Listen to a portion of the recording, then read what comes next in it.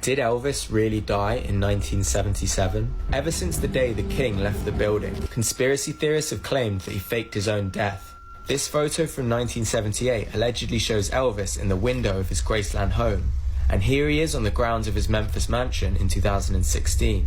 According to one theory, Elvis even makes an appearance as an extra in Home Alone. I asked fans here at the Porthcawl Elvis Festival for their thoughts on the conspiracy.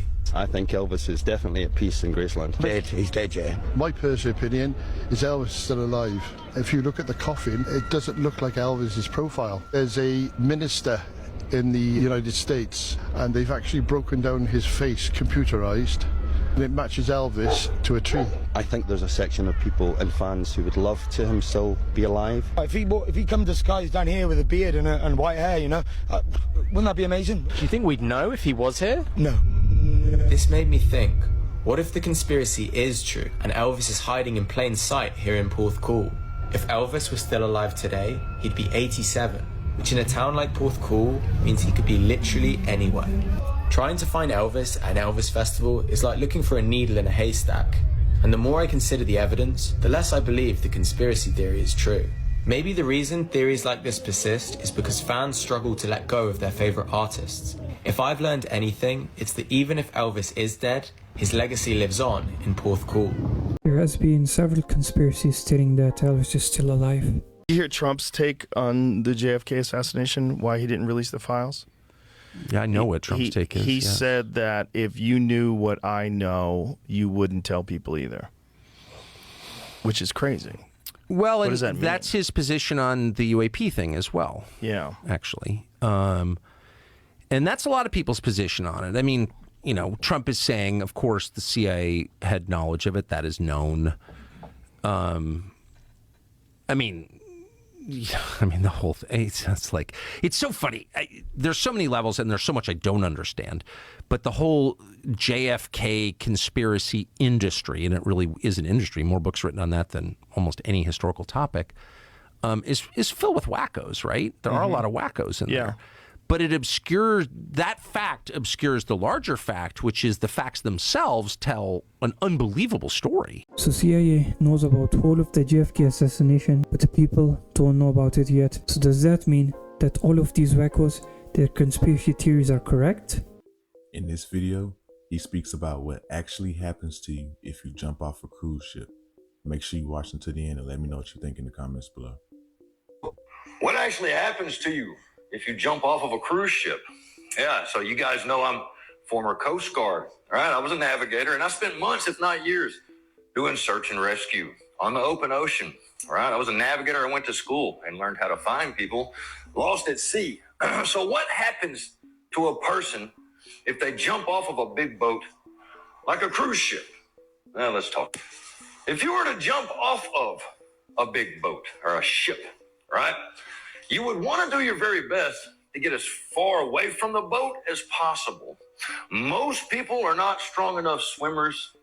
If you were to jump off of that boat and get too close to the boat when you hit the water, most of the time, more often than not, you're going to be pulled underneath the water, and your body is going to go right through the screws. Yeah, the screws are those big propellers that turn. Some of those ships have got 2 of them. Some of them have got 4. But those things create a lot of suction, and they're huge. It's not like a little bitty propeller. These propellers, these screws are as big as a Volkswagen in some cases.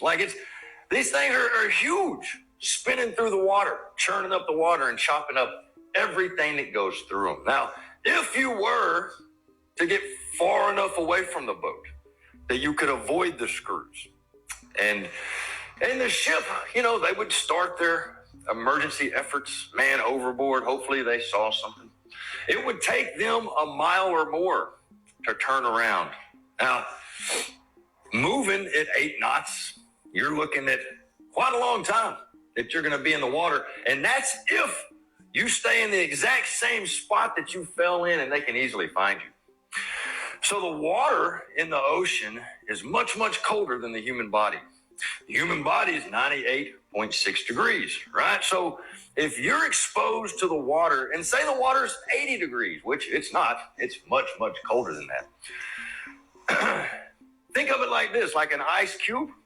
When you put an ice cube in the water, eventually that ice cube will melt and become the same temperature as the water. Well, the human body does the same thing. So if you stick that human body in the ocean, given enough time, the human body will become the same temperature as the ocean. Now, while this is happening, you're freezing to death.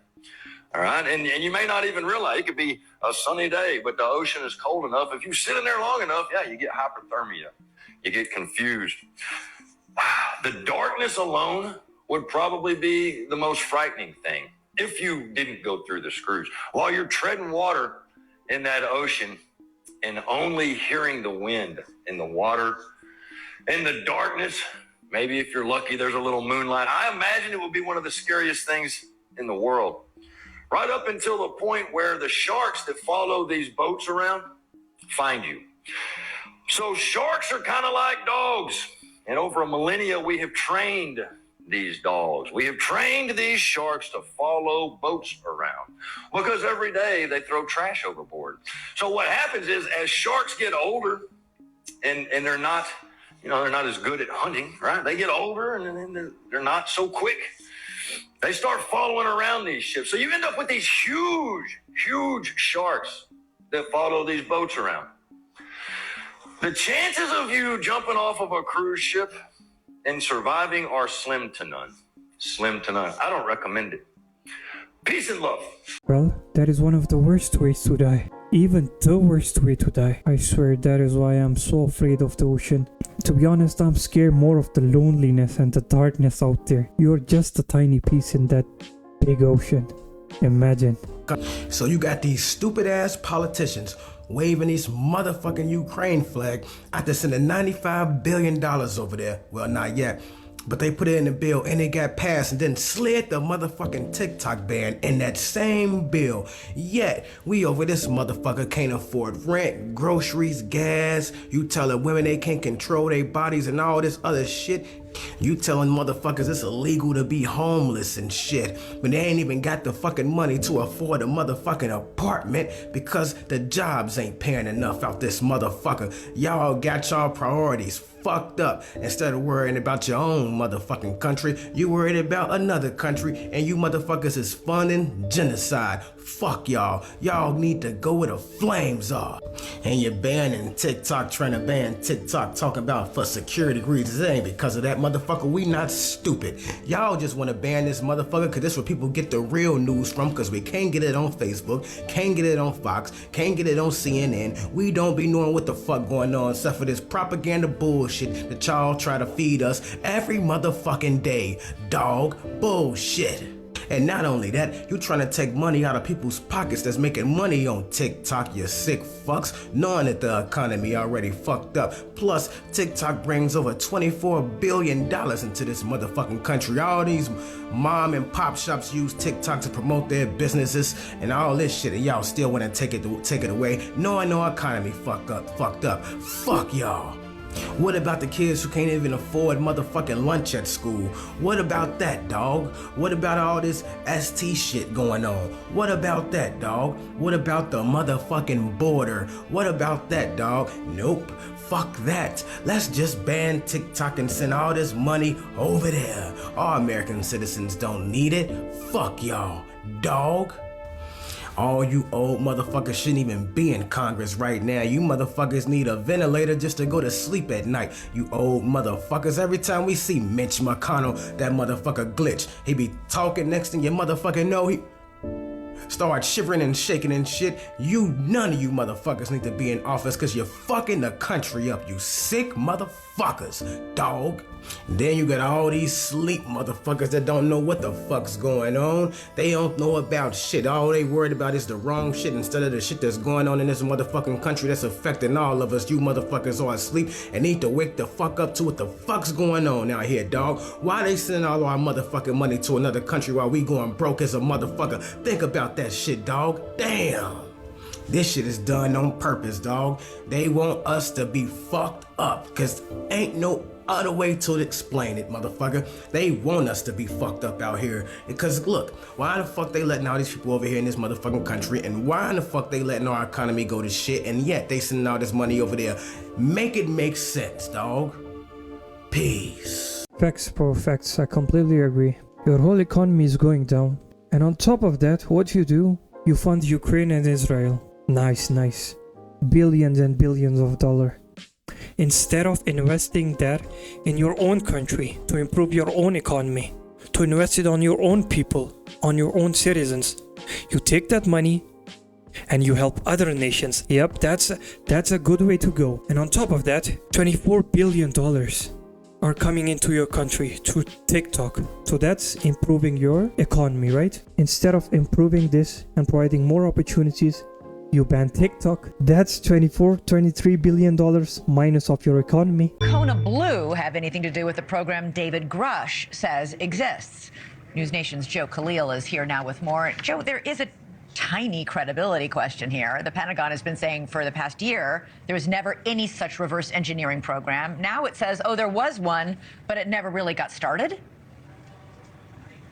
Yeah, I mean, there were rumors about this program, the codename Kona Blue, for a long time now. And it was only last month that they acknowledged for the first time ever that it existed. Now we are getting an inside look at how this program was propped up. So it's called Kona Blue. It is real. It was a special access program, very highly classified. It was proposed from the Pentagon to the Department of Homeland Security. We now have all of these declassified documents, and in them, it describes the purpose of the program as, and I'm going to quote here, acquiring, studying, and engineering technology that the U.S. got from UAPs or UFOs. In the documents, it refers to them as AAVs, Advanced Aerospace Vehicles. Ultimately, the program was scrapped by the Department of Homeland Security, but not before years of planning went into it from the Pentagon, and it describes in detail how they stood the program up. They set a budget, $12 million to $15 million the first year, going all the way up to $50 million down the road. And the program in these documents now also makes specific reference to locations in Nevada where some material may be housed. It also references recovered UAP material, personnel with knowledge of recovered technology, and also personnel who know of the whereabouts of this. And just lastly, if you think this sounds too sci-fi, or that this was maybe one or two rogue employees at the Pentagon, in these documents it also shows that the Undersecretary of Science and Technology signed off on this program and approved it, saying in these documents that it was a necessary step for national security. So all of that is in here now. We did get a response from the Department of Homeland Security today, and they said simply, quote, while this program was considered under a prior administration, it was never fully established by the Department of Homeland Security. DHS has released these classified documents consistent with its commitment to transparency. So, Elizabeth, it looks like we now have some very clear specifics about what was in this, at least proposal, for this plan from the Pentagon. Wait, you mentioned some budget figures there in the tens of millions of dollars. Was that money ever spent? Was money ever spent on Blue Kona?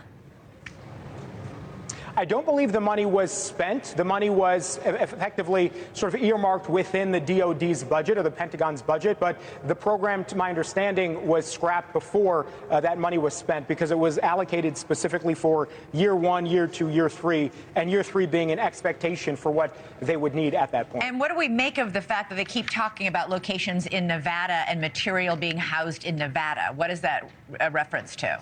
Quote unquote national security.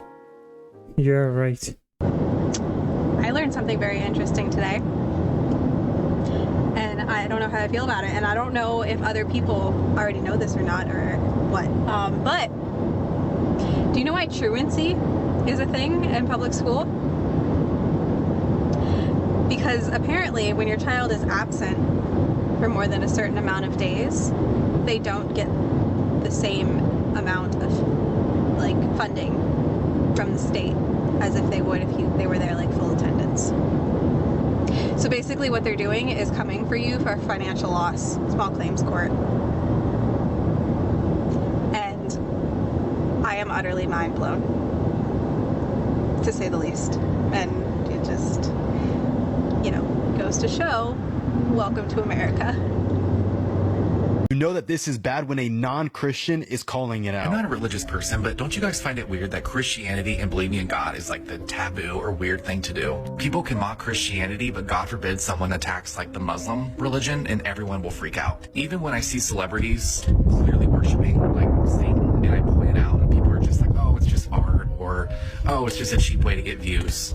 Worshipping Satan is? Call me crazy, but no matter what religion you are, even if you're atheist, worshipping Satan, I'm not sure why that's on the top of it's fine list. For some reason, there's a huge stigma between Christianity and worshipping God that people just immediately associate them with like being racist or something crazy. Don't you find it odd that Hollywood or the music industry has no really positive references to God or Christianity? There is blatant Satanism in music videos, and every time someone tries to point it out, they're looked at like they're crazy. Even people in Hollywood, when they spoke out about Satanism in videos, they're looked at like they're crazy by the media. Don't you find that a little suspicious? No lies detected. I have a theory for the universe and I need you to listen up. So let's say this is the beginning of our life and this is the end of our life. When you're thinking about reincarnation, it's as if you go through your entire life and then at some part you just start over and then you continue on to the next life, right? But we think in linear terms as human. What if it's not actually linear? What if this life is happening from start to finish,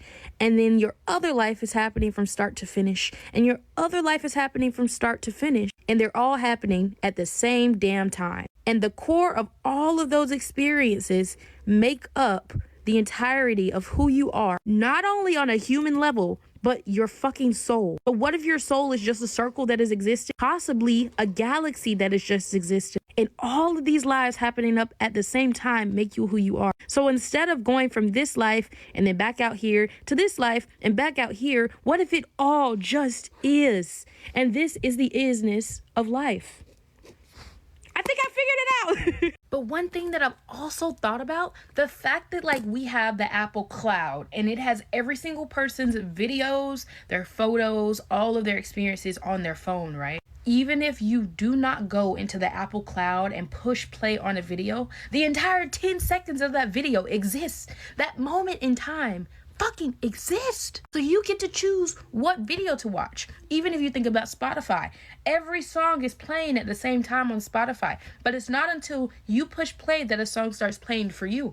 But if you don't push play, that song still exists. That song still makes sound. Every single second and point in that sound exists and is playing in that moment. It's fucking insane. I feel like I've cracked some type of code. This book actually started all of my questions for this shit.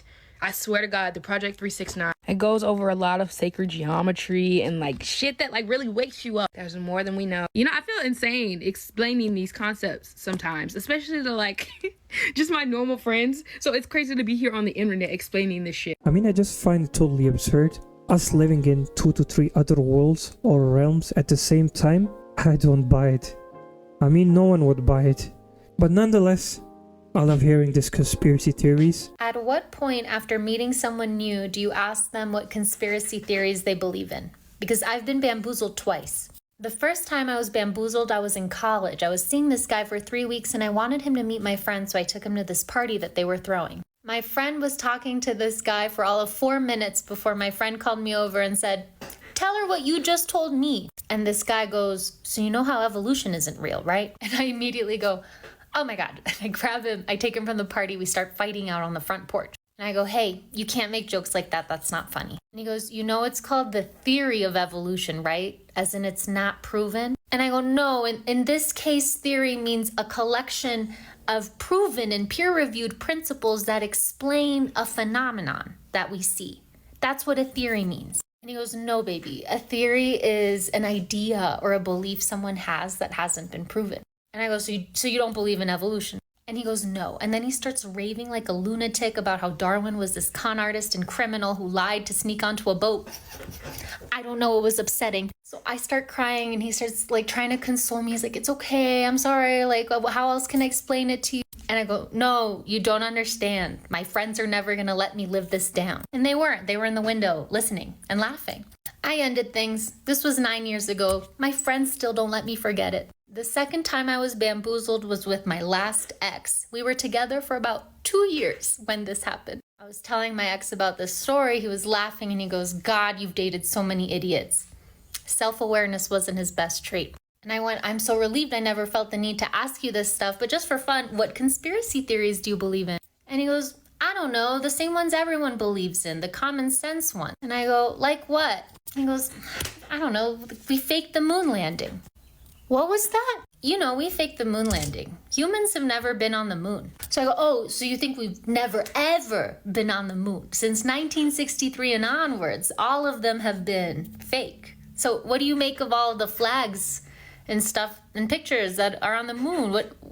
Say more words. And he just went, Laura, be so for real. No, you be so for real. Explain more and say more words right now, please. What? So it's definitely something apparently we need to be asking in this age where media literacy and general intelligence is on a downward trend, right? But what's that sweet spot? Because first date is too soon. It has to definitely before 2 years, before 3 weeks, but when?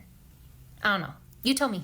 I'm sure you haven't left them because of these conspiracy theories. Okay, so we need to understand why it's called theory of evolution. It's called theory because it's not proven yet. Because there is no solid evidence. I mean, come on, it's basic science. And about the moon landing? Well, I'm not gonna say anything. You can search on YouTube, on Google. There's so much evidence. Did you know that Muslim men cannot wear gold? And did you know that Sheba, or the Queen of Sheba, is actually modern day Yemen? And Iraq is ancient Babylon? And did you know when Israel became a nation in 1948 again, they asked Albert Einstein to be the president, but he declined it and literally changed the world. Oh, and in honor, they put his face on a $5 bill. And did you know that in Turkey, which was ancient Babylon, the first mega church was built, which was the Hagia Sophia? But unfortunately, now it's a mosque because Turkey is an Islamic country. Actually, your American megachurch has more Christians on Sunday morning than the whole country of Turkey. Oh shit, you guys. Breaking news. Someone just set themselves on fire outside of the Trump trial in New York City today. And one thing about me, if there's a manifesto, I'm gonna read it. I already see reports that it's incoherent. So let me break this down for you because I can translate it. So the man's name is Max Azzarello. He said this extreme act of protest is to draw attention to his discovery. And he starts off by apologizing for any pain that he's going to cause his family, friends, witnesses, or first responders. And this is a screenshot from his Instagram stories that he posted right before the incident. He started off by saying that cryptocurrency is a multi-trillion-dollar Ponzi scheme. He says that the collapse of the Silicon Valley Bank is just a small taste of what is coming. Silicon Valley Bank was shut down by government regulators last year, which was shortly after Peter Thiel, who co-founded PayPal with Elon Musk, initiated a bank run. This is when customers pull all of their money out of the bank because they're afraid it's about to collapse, which essentially brings on the collapse quicker. However, his manifesto claims that the bank failure was intentional, that this Ponzi scheme is so grand that it is causing global inflation, and he said this is why Bitcoin is always directly correlated with the inflation rates. He says the victims who bought crypto don't realize that their money has been stolen, so the money is getting double counted. Before we go any further, let's get everyone clear on what a Ponzi scheme is. This is what we call robbing Peter to pay Paul, or PayPal. Let's break down how crypto kind of could be like a Ponzi scheme. They both have promises of high return. They lure in investors telling them that they're gonna make way more money than they invested in it. Also, a lot of cryptocurrencies, not all, lack any real assets. That said, things like Bitcoin and Ethereum are actually backed by the blockchain technology. Although there might not be assets, the technology is worth something. Main component of a Ponzi scheme is that as new investors come in, you have to take that investor money and give it to the old investors because there's no other money, because it doesn't have real assets or real business operations. It heavily relies on people continuously investing in it. He says when this Ponzi scheme comes to the surface, it's going to take down our whole economy and our stock market. He says that the perpetrators are piping money into the blockchain so that they can funnel money out using crypto exchanges. Essentially, he says all of these people are buying crypto, it's going into the blockchain. That money is getting funneled out by major corporate criminals. While you might not want to believe this guy, Nobel Prize winning economist Paul Krugman told Business Insider that the Silicon Valley Bank was basically operating the same scam as Bernie Madoff, as well as this NYU professor who wrote an opinion piece about it was basically a glorified Ponzi scheme with poor risk management. It's been highly documented. These cryptocurrency exchanges have been used to funnel money to terrorist organizations, ransom money, blackmail money. And we could probably take a wild guess and say that's where the trafficking exchange of money is happening as well. That the US Treasury has already sanctioned hundreds of millions of dollars related to all various types of crime that were using these crypto exchanges to off-ramp the money. Okay, now this is my favorite part of the manifesto. It said that our government in the US is a secret kleptocracy, where both parties are run by financial criminals whose only goal is to divide, deceive, and bleed us dry. They divide the public against itself and blame the other party while everything gets worse and more expensive and a handful of people take all the money. What is a kleptocracy, you ask? A government characterized by rampant greed and corruption. Oh shit, we are. He says it's not just crypto. There's Ponzi schemes happening through stock prices, Ponzi schemes happening through college science research that never turns to anything, Ponzi schemes designed to look like global initiatives, Ponzi schemes that are actually just failed startups that were meant to fail and really just take a whole bunch of money. Said even beyond crypto, the elites knew all along that they would gobble up all the wealth that they could and then yank the rug out from under us when the time came. We see this right now with all the billionaires making bunkers and trying anything to get off planet. He said the biggest lie of all is that we are powerless in this situation. He says that the media is basically a doomsday cult. Our entire lives we've been flooded with media designed to slowly steer us into a world where the American dream is dead, where the public is fully divided against itself, where everybody believed we are powerless to do anything about the worsening circumstances. He said if you sat and asked yourself, why would a secret doomsday cult of kleptocrats want the public to consume this? And you will find your answer. What does it always come down to? Money, power, control? I love this. Instead of Democrat and Republican, I'm just going to use kleptocrats going forward. He also said that when the crypto Ponzi scheme collapses, they'll blame it on some foreign entity hacking us, either Russia or China, so that the real perpetrators can get away with it. It was pretty ironic when earlier today, the FBI director warned us that Chinese hackers have been positioning to attack our infrastructure and that it could be so catastrophic and we don't know when it could hit. Okay, but now let's get to the real juicy stuff. If you made it this far, you deserve to know. He claims that Harvard is a super crime school, and the thing that stuck out to me the most here is that they're connected to MK Ultra. So I found it on the CIA website, and it's true. They literally did MK Ultra testing in Harvard. This is an article from 1977 from Harvard's own Crimson newspaper, where they confirm the connection between MK Ultra and Harvard. So then I go deeper down the rabbit hole. And that's when I realized that Ted Kaczynski, aka the Unabomber, was one of the test subjects at the Harvard MK Ultra study.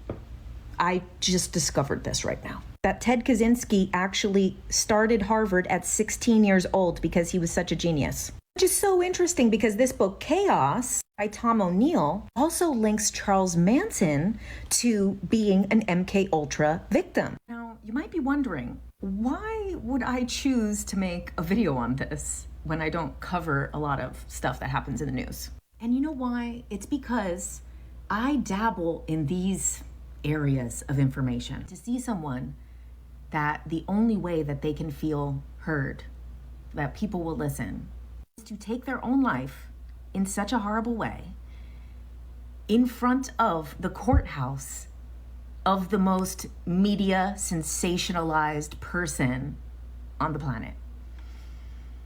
It's fucking tragic to me, honestly. I'm getting so emotional looking at his last message of, I love you. I have to take it down. Okay, if you ever find yourself feeling in any way similar to what that man was going through, please, please, please, please give it time.